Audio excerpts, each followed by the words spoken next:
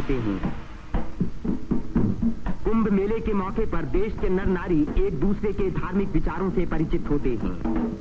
धार्मिक संस्थाएं योगी और सन्यासी यौगिक क्रियाओं को दिखाते हैं।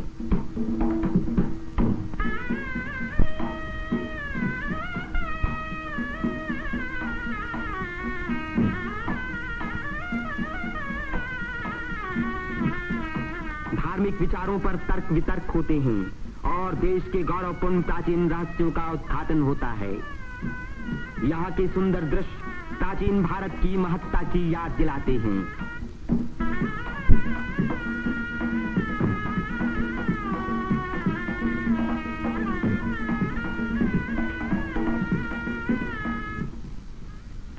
मेले के धार्मिक रूप के अलावा उसके दूसरे दृश्यों में सुंदरता और स्वतंत्रता का रंग चमक रहा था। रंग बिरंगी चूड़ियां, देवी देवताओं की मनमोहिनी मूर्तियां,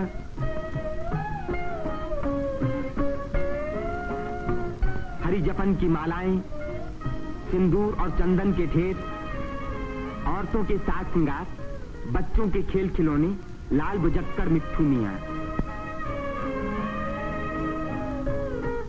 तीर्थ यात्रियों की सुविधा और सुरक्षा के लिए और स्वतंत्र भारत के इस महान पर्व को सफल बनाने के लिए उत्तर प्रदेश सरकार ने अपनी ओर से कोई कसर उठा न रखी। मेला शुरू होने के कई महीने पहले से ही सरकार की ओर से तैयारियां शुरू हो गई थीं। उबड़ खाबड़ जमीन को समतल बनाने के लिए बुलडोजर जैसी बड़ी बड़ी मशीनों से जमीन की सतह ठीक की गई।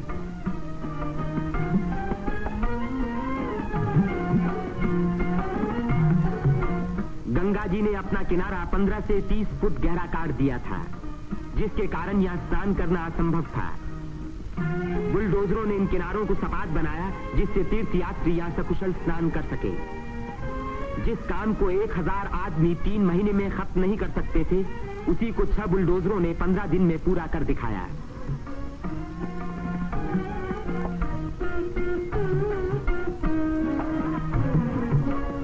फौजी इंजीनियरों ने सड़कों पर बिछी रेलवे लाइनों के ऊपर पुल बनाने में बड़ी मदद की।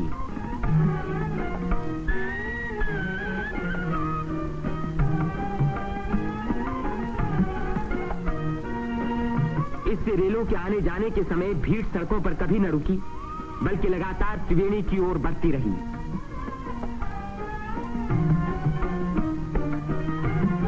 जगह की कमी के कारण ज्यादा लोगों के रहने का इंतजाम गंगा के पूर्वी तट पर झूसी की ओर किया गया। वहां से शेष मेले तक आने के लिए भारतीय सैनिकों और उत्तर प्रदेश सरकार के सार्वजनिक निर्माण विभाग ने पीपों के 6 पुल बनाए। कुंभ मेले के इतिहास में यह पहला मौका था जबकि यहां बिजली लगी। 1000 बिजली के खंभे लगाए गए, जिनके लिए 160 मील से अधिक लंबी तार लाइन इस्तेमाल हुई। उत्तर प्रदेश के स्वास्थ्य विभाग ने यहां सफाई का बड़ा अच्छा बंदोबस्त किया। चारों तरफ मशीनों से लगभग 250 मन डीडीटी का भारी छिड़काव किया, जिसके कारण मेले में मच्छरों व मक्खियों का नामो निशान बाकी न रहा। मेले के आरंभ से ही सरकार ने हैजे के टीके लगवाने का प्रबंध किया। यात्रियों को सलाह दी गई कि वे मेला क्षेत्र में आने से पहले टीके लगवा लें। कदाचित इसी व्यवस्था के कारण मेले के मौके पर कोई भी रोग नहीं फैला।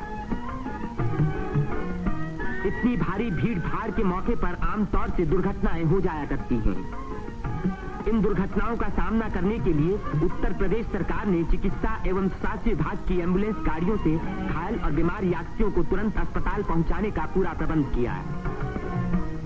9 अस्थायी अस्पताल डेरों में खोले गए, जिनमें 228 रोगियों को रखने का इंतजाम था। गरीब रोगियों को खाना मुफ्त में दिया गया। राशनिंग विभाग ने यात्रियों की सुविधा के लिए यहां आटा, शक्कर, मिट्टी का तेल और अन्य जरूरी सामान का भारी स्टॉक जमा किया, जिससे इन चीजों की कीमतें न बढ़ पाएं। इसी प्रबंध के कारण हर व्यक्ति को सस्ते मूल्य पर अपनी इच्छा का खाना मिल सका।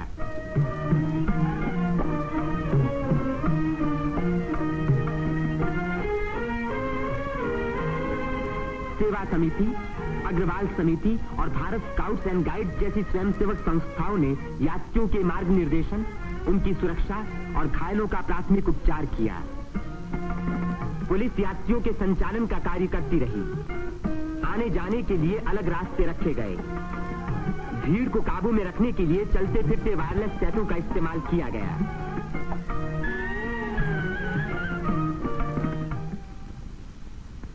भूले भटके लोगों को खोज निकालने और उनको उनके घर वालों तक पहुंचाने का खास इंतजाम किया गया।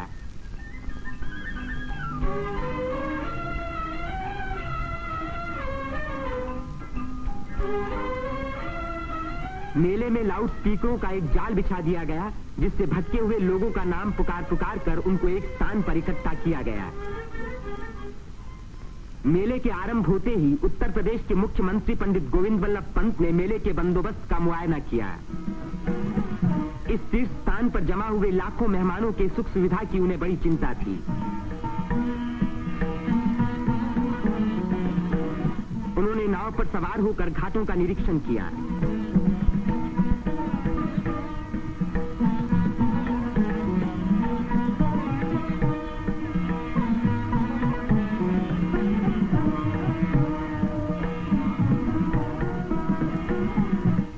पीपे के पुलों को भी देखा।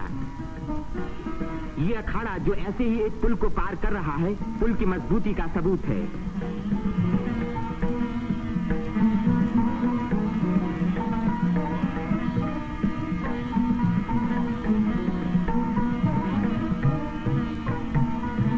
हमारे प्रधानमंत्री पंडित जवाहरलाल नेहरू ने भी मेले के इंतजाम का निरीक्षण किया। वे सड़कों पर घूमे और पुलों पर भी गए।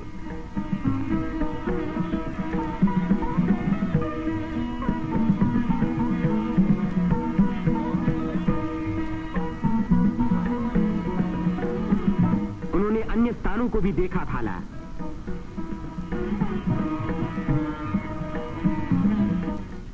भारत के अन्य लाखों व्यक्तियों की भांति हमारे राष्ट्रपति श्री राजेंद्र प्रसाद ने भी त्रिवेणी में स्नान किया। इस दिन अपार जनसमूह यहां इकट्ठा था।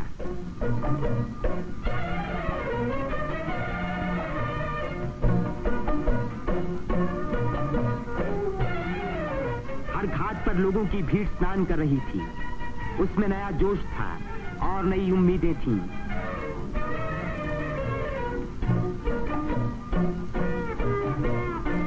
ये दृश्य जाहिर कर रहा था कि इस भीड़ की महान रचनात्मक शक्ति के कारण देश का भविष्य उज्जवल है। उसकी इसी शक्ति के कारण हमारी उन्नति के बड़े से बड़े कार्य अवश्य सफल होंगे। जिस स्थान पर मनुष्य और देवताओं ने यज्ञ किए और भविष्य का संकल्प किया, उसी स्थान पर इन नर नारियों ने आज भारत को फिर से बलवान और सुखी बनाने की प्रतिज्ञा की और भारत की स्वतंत्रता को अमर रखने के लिए अपने शरीर में एक नए प्राण को जन्म दिया।